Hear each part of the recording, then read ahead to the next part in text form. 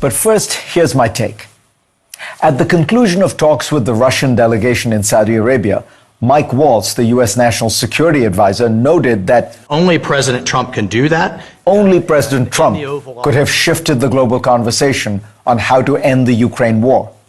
Secretary of State Marco Rubio, determined not to be outdone, quickly noted that the first important point he wanted to make was that the only leader in the world who could make this happen is President Trump. He's the only one in the world that can do that right now.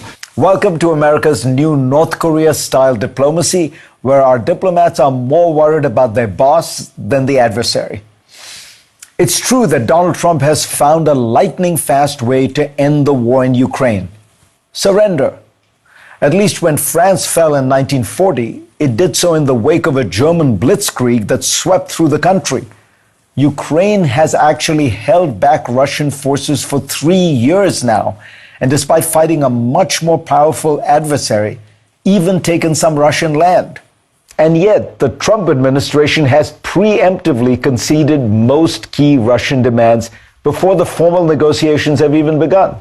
No return of all the Ukrainian territory acquired by force. No NATO membership for Ukraine. No American troops on Ukrainian soil.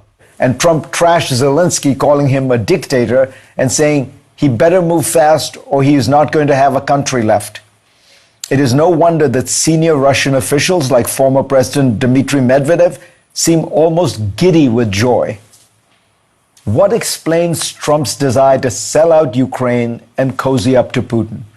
There have been so many theories about Trump and Russia, but I think the real story here is about Trump and Zelensky. Donald Trump views almost everything from a personal lens, and his own relationship with Volodymyr Zelensky has been fraught for many years. In 2016, Trump's campaign chairman, Paul Manafort, was exposed to have been on the payroll of Ukraine's former president, Viktor Yanukovych, a pro-Russian politician who fled to safety in Russia in 2014 after national protests against him. Then came the allegations that Russia had interfered in the 2016 elections on Trump's behalf. As a defense to those charges, some in Trump's orbit convinced him of a strange conspiracy theory that it was actually Ukrainians pretending to be Russians who were to blame. Trump seemed convinced by this explanation, in fact, so much so that in his infamous telephone call with President Zelensky in July 2019, he asked Zelensky for two favors. First, he wanted the server that would show these Ukrainian efforts to interfere in the US elections and frame it on the Russians. And second, he wanted Zelensky to launch an investigation into Joe Biden and his son. The key point here is that Zelensky did not give in to Trump's pressure, even though Trump was holding up military aid to Ukraine seemingly as leverage. Essentially, Zelensky called Trump's bluff.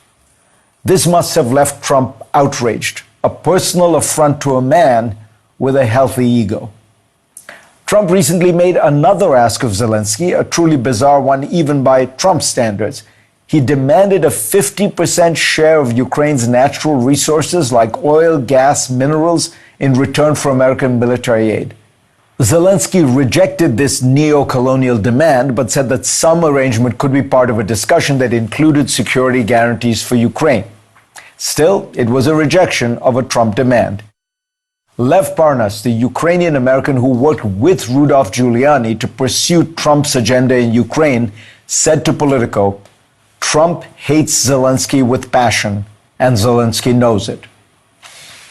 I would guess that for Trump, Ukraine is a set of bad memories, and Zelensky is a foreign leader who has not gotten with the program. Constant flattery and submission to Trump's demands. The result, alas, goes well beyond the personal. It will result in a truly historic surrender of Western interests and values built over decades. The United States has long been at the forefront of efforts to make it illegitimate to acquire territory by force. After World War II, Washington urged that this idea be at the center of the United Nations Charter. At the Nuremberg trials, it required that military aggression be deemed a crime, and it actively supported this principle. sending troops to fight North Korean aggression in 1950 and Iraqi aggression in 1991.